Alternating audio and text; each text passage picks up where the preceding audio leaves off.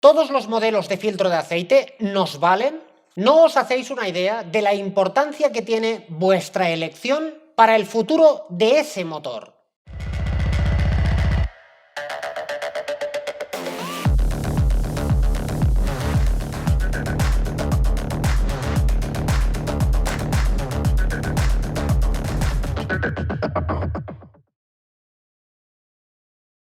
¿Cuáles son los aspectos importantes en la elección de un filtro de aceite? Veamos. Un circuito de lubricación está pensado, estudiado y calculado para tomar una serie de conceptos en cuenta y así conseguir el objetivo final, que es la lubricación. Entre ellos, uno de los importantes es precisamente la longitud, la textura y el tamaño del circuito que debemos alimentar.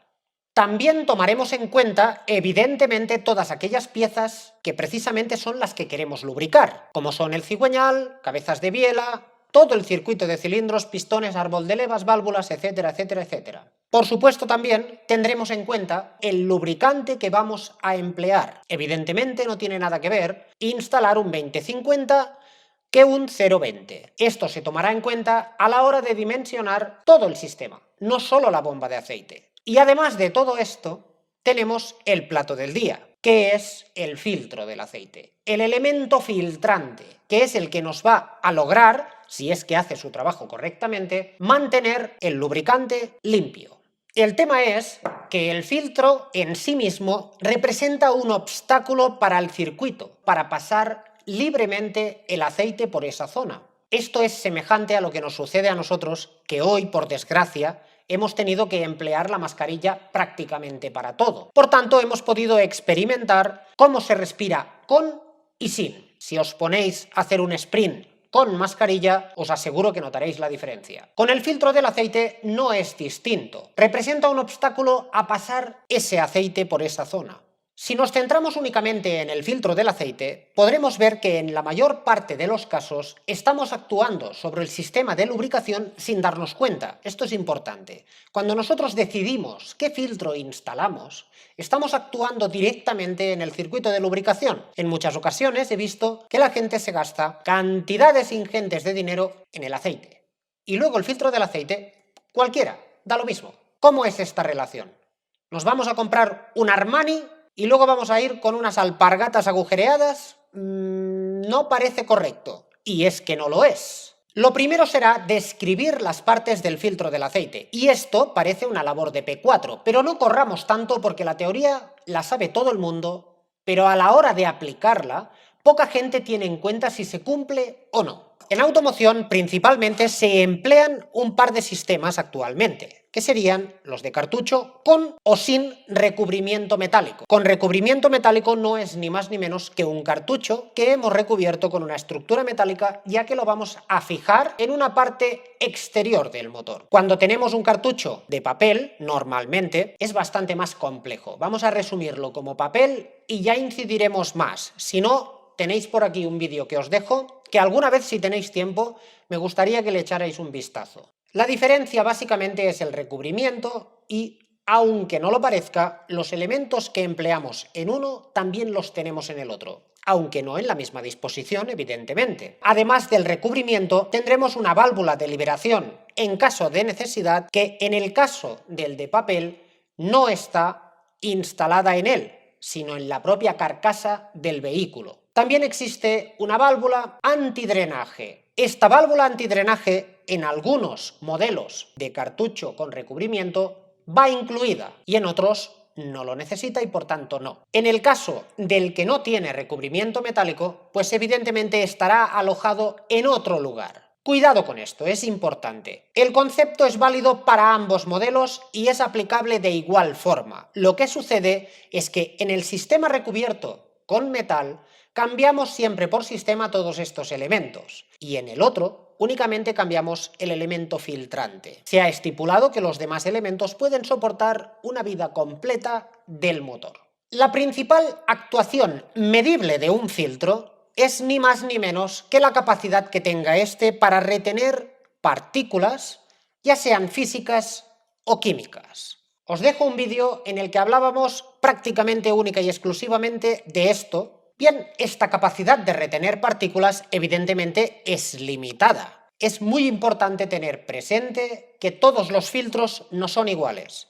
Estructuralmente probablemente sí lo sean, pero el elemento filtrante, la cantidad de él y cómo está montado, no. Y esta es la parte determinante para que haga su función, más aún hoy en día que tenemos cambios cada vez más longevos, lo que significa que tendremos uno de estos elementos instalado más tiempo, que si cesa su uso correcto antes de hora, tendremos una porción de tiempo en la cual estaremos expuestos completamente a todos los residuos que existan en el cárter.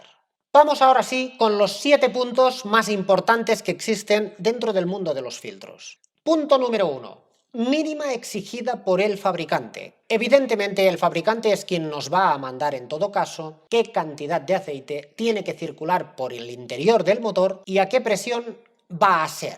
Importante que recordéis todos que un conducto no lo presurizamos hasta que lo llenamos, lo que significa que si nosotros tenemos menos cantidad de líquido en esa sección que la que puede acumularse dentro del circuito, no vamos a presurizar nada. Además de esto, hay que recordar que la presión será proporcional a lo que exponga la propia bomba. Entonces, si nosotros disponemos de una bomba X, la que sea, que el fabricante ha calculado minuciosamente para que produzca una cantidad constante de caudal, pero tenemos que situar un mínimo que pueda cubrir siempre el motor. ¿Dónde está este mínimo? Este mínimo es el que puede generar a velocidad de ralentí. Y cuidado con esto. Sí que es cierto que en el momento de darle al arranque estaremos por debajo del caudal necesario, pero cuando estamos a ralentí es la mínima viable para que el motor sostenga la presión justa para no griparse. Lo que significa que si nosotros tenemos una disposición común y corriente de bomba, filtro de aceite y circuito, lo que lleve, y tenemos alguna de las partes que no hace correctamente su trabajo, disminuiremos el caudal y por consiguiente la presión. El sistema fundamentalmente se basa estrictamente en la cantidad de aceite que nosotros somos capaces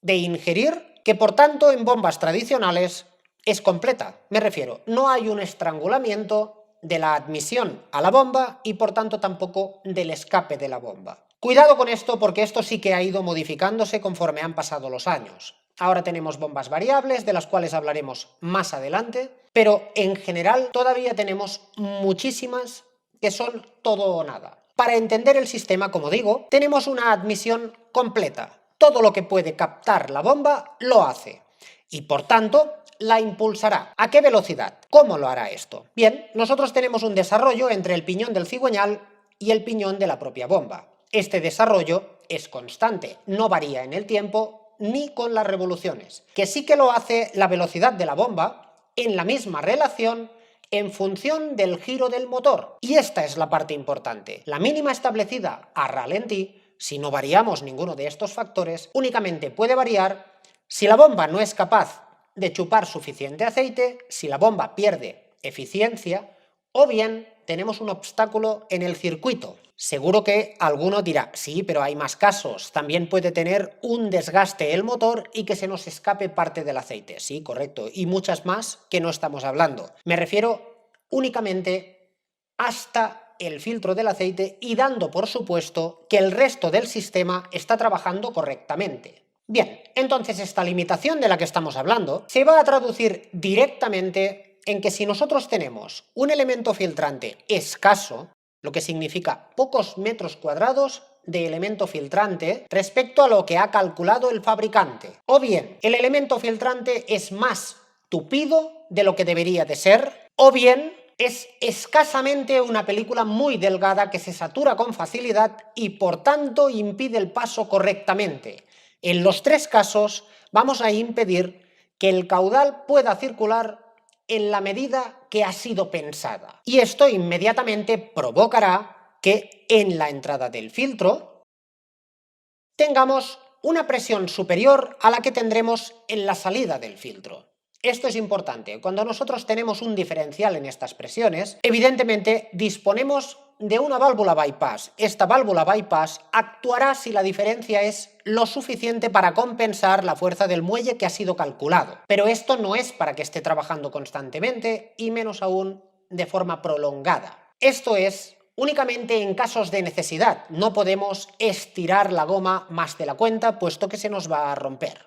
Os habrá sucedido alguno que después de realizar la revisión al vehículo, el vehículo ha salido del taller y tras X kilómetros, al dejarlo a ralentí en un semáforo, se prende la luz del aceite. Inicialmente piensas, bueno, pues es desgaste del motor. La coincidencia es que sea tras una revisión o tras pocos kilómetros después de una revisión. Ahí podemos estar cayendo en cualquiera de las tres que hemos comentado. O bien el filtro no tiene suficiente capacidad, o bien el elemento filtrante elegido en esa marca de filtro no es lo suficientemente bueno para el estudio que ha calculado ese fabricante para ese modelo. Llegados a este punto, está claro que podemos tomar decisiones drásticas, como es cambiar la viscosidad del aceite para compensar esta merma de presión. Error y gordo. No debemos cambiar las características de nada, puesto que normalmente vamos a generar un problema mayor que el que ya teníamos. Debemos analizar qué es lo que sucede. Debemos centrarnos en aquellas viscosidades que el fabricante ha testado para el motor.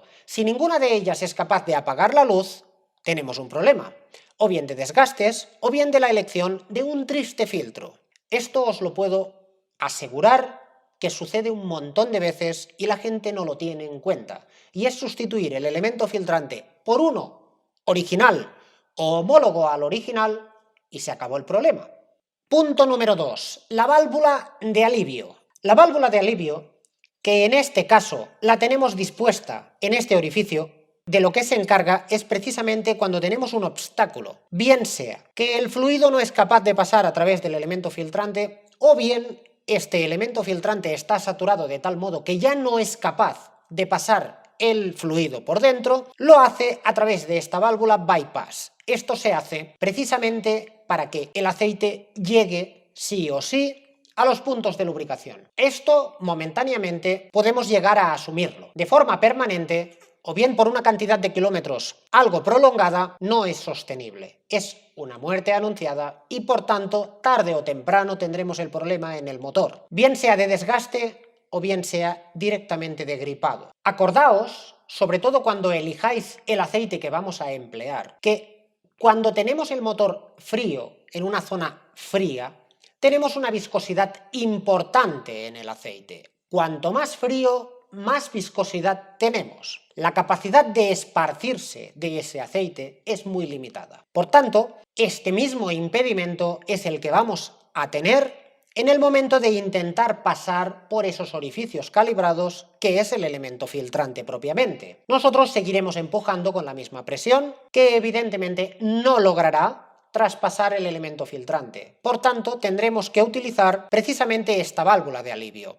Si el aceite que estamos empleando es de una baja calidad y tenemos mucho residuo, estaremos circulando con todo ese residuo por todo el motor, cada vez que arranquemos el motor. Podéis pensar que este tipo de elemento, cuando cambiamos no tiene esta válvula. Sí la tiene, lo que no la tiene incluida dentro del mismo envase. Este tipo de válvulas se utilizan de igual forma en otros lugares del mismo motor. Para evitar el seguir presionando contra el elemento filtrante, que por tanto llegaríamos a la destrucción del mismo por aplastamiento directamente y que sería irreversible, esta es la parte importante. Nosotros abrimos con la válvula bypass hasta que cogemos algo de temperatura, que por tanto la fluidez ya nos va a permitir que ese aceite pase a través del elemento filtrante y no por la válvula. Esto es algo momentáneo, escasas veces al año. Evidentemente, si estáis en Siberia, esto lo vais a emplear más. Recordar esto cuando elijáis el aceite, el tipo de aceite empleado y el circuito que debe hacer y cómo. Vamos con el punto número 3, la válvula antidrenaje, muy importante y muy poco valorada, las dos cosas.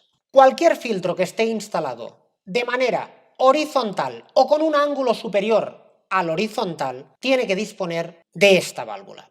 Es imprescindible. Los que son de cartucho de papel, pues evidentemente no está alojada en el cartucho de papel. Solo es para aquellos que llevan el recubrimiento metálico.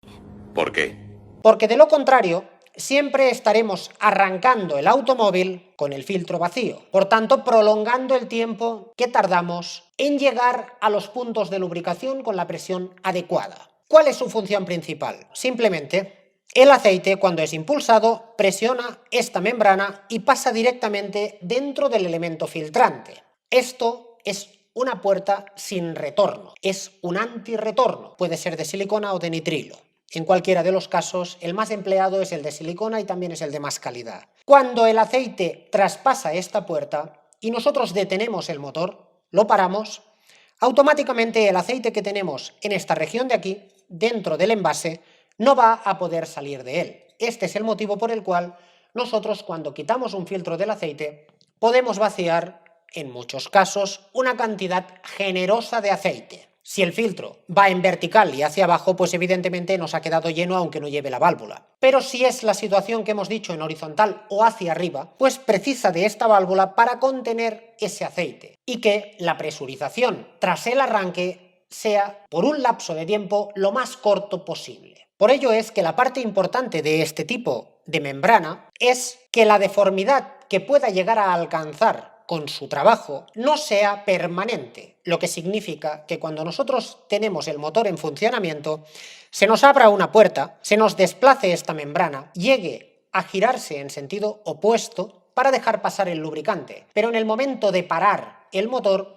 vuelva a su situación inicial y no tome una deformidad permanente que impida el cierre de estos orificios. Si se deforma con facilidad la base, en el momento que nosotros sujetamos el filtro, si esto tiene una dimensión inadecuada, lograremos deformarlo de forma permanente y, por tanto, si esta deformidad permite el retorno del aceite hacia el cárter, pues estamos en la misma fiesta. Nos estamos quedando sin aceite dentro del filtro. Esto por una vez no pasa nada, y una vez ya la tenemos en el momento de instalar el filtro. De ello hablaremos otro día. Acordaos de que la cantidad de aceite que cabe dentro del filtro es aproximadamente la mitad de la que cabe en el circuito de lubricación. Por tanto, tardaremos la mitad más en llegar a los puntos de destino si lo tenemos vacío que si lo tenemos lleno.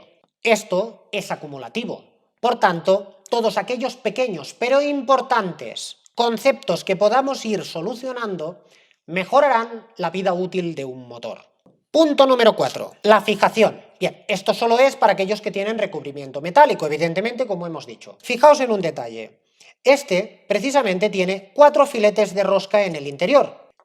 Y este otro dispone únicamente de 3.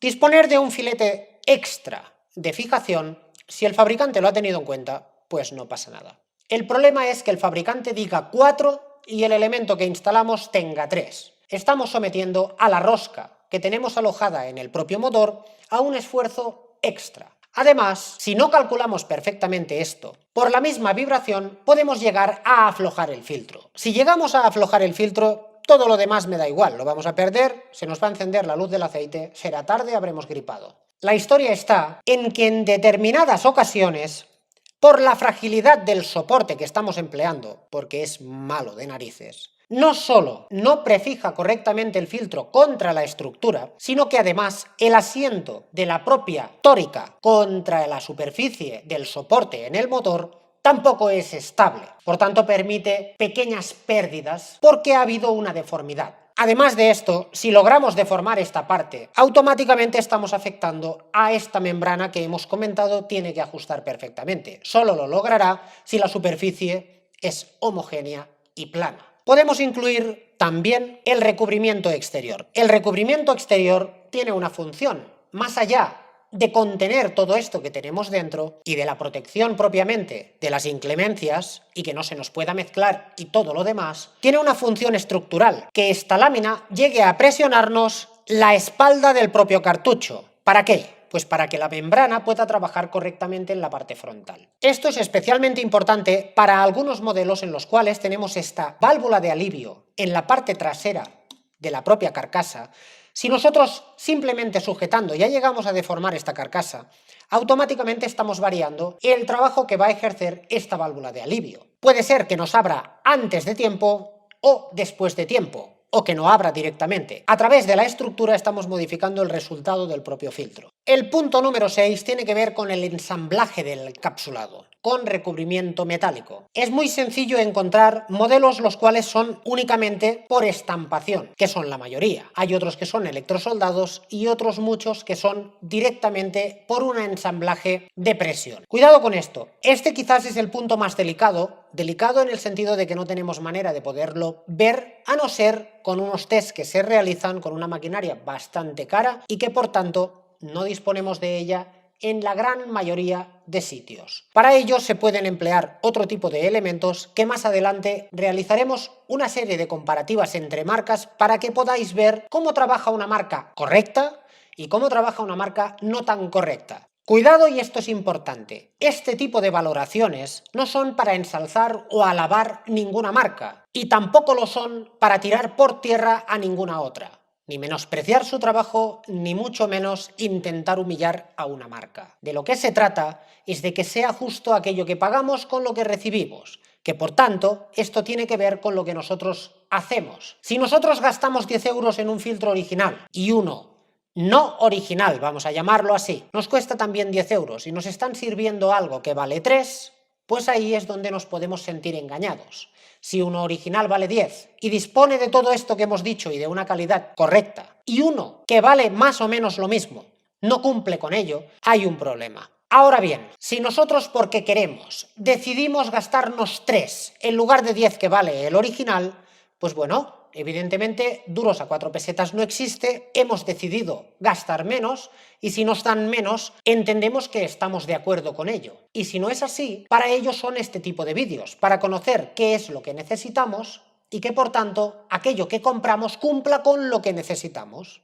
Vamos con el punto número 7, que tiene que ver con la empaquetadura, la manera como solucionamos el cierre de los pliegues. Mantener los pliegues equidistantes unos de otros es una labor muy importante por el hecho de que si los solapamos, el trabajo que van a ejercer es como el de uno solo. En cambio, si nosotros mantenemos una distancia exactamente igual en todos ellos, podremos lograr que el filtro trabaje de forma correcta por más tiempo. La manera de fijar este tipo de elemento filtrante depende del fabricante. Os puedo mostrar que hay distintas maneras de trabajarlo. Hay algunos que trabajan con una espuma determinada, como es el caso de este que hemos visto. En cambio, este Colben Smith que estamos viendo trabaja mucho más fino, de manera que no perdemos capacidad del elemento filtrante. ¿Qué significa esto? Bien, si vosotros os fijáis, hay una diferencia clara en que esta espuma está interfiriendo en una porción del elemento filtrante. Estamos ocupando un espacio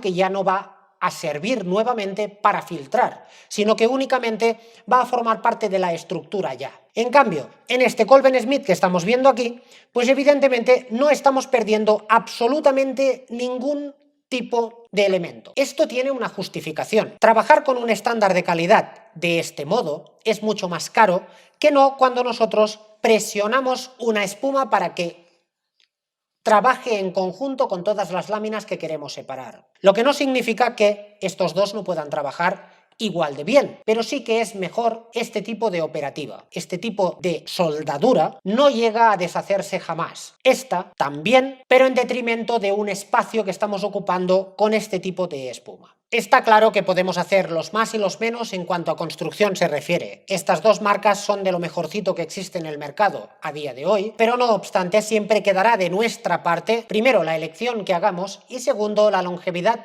que queramos mantener ese filtro dentro del motor. Os decía en otro vídeo que es una práctica común el hecho de ir rellenando la cantidad de aceite que sea necesario únicamente para estabilizar el nivel, puesto que hay motores que tienen un consumo más o menos elevado y pensamos que con esta práctica mantenemos todo. Esto no era una solución ni por asomo y que por tanto teníamos problemas en cuanto al aceite se refiere. ¿Y qué pasa con el filtro? Pues os lo muestro. Aquí tenéis un filtro de aceite que precisamente digamos que ha pasado la Primera Guerra Mundial más o menos, lo que significa que en el motor que ha estado trabajando pues ha estado más tiempo del que tenía que estar, o bien el aceite que hemos empleado para este tipo de elemento no era el adecuado. Fijaos qué sucede.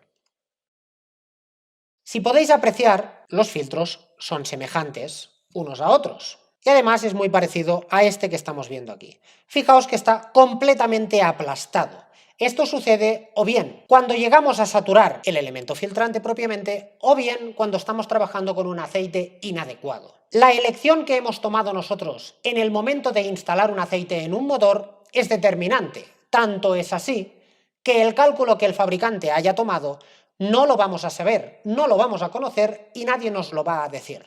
Eran 7 puntos, pero vamos a añadir uno más. Y se trata del elemento filtrante, la consistencia del elemento filtrante. Cuando nosotros fabricamos un filtro, la estructura del propio elemento filtrante es lo más importante, puesto que si nosotros fabricamos un tipo de celulosa o cualquier otro componente que tenga que ver con este filtro que se deshaga, pues automáticamente la vida útil va a desaparecer. El tipo de producto que estamos empleando en muchas ocasiones es una mezcla de más de un producto. Si cualquiera de ellos se desestabiliza, bien sea por una temperatura elevada o bien cuando estamos trabajando con una temperatura baja y una presión elevada, pues esto terminará con la vida útil del filtro en primera instancia y del motor como consecuencia. Además, el hecho de que tenga una consistencia adecuada permite que se mantenga por más tiempo en la estructura y separación equidistante que hemos comentado con anterioridad. Si nosotros estamos formando este tipo de láminas con una separación determinada, pero al cabo de 2000 kilómetros esto ya tiene una forma estructural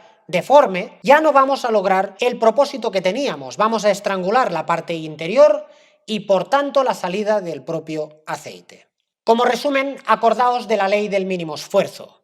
Siempre que nosotros tenemos una puerta abierta por donde pasar, pues ningún lubricante o ninguna corriente eléctrica, porque trabajan exactamente de la misma manera, va a pasar por donde hay una dificultad. Por ello es que si tenemos un elemento que genera una dificultad añadida por el hecho de que tenga una estructura pequeña o bien no esté bien calculada, pues siempre le será más sencillo abrir la puerta que nos permite desplazarnos libremente. Y nada, hasta aquí ha llegado este vídeo, espero que os haya servido de utilidad y si es así, pues lo apoyáis como siempre y nos vemos en el siguiente vídeo.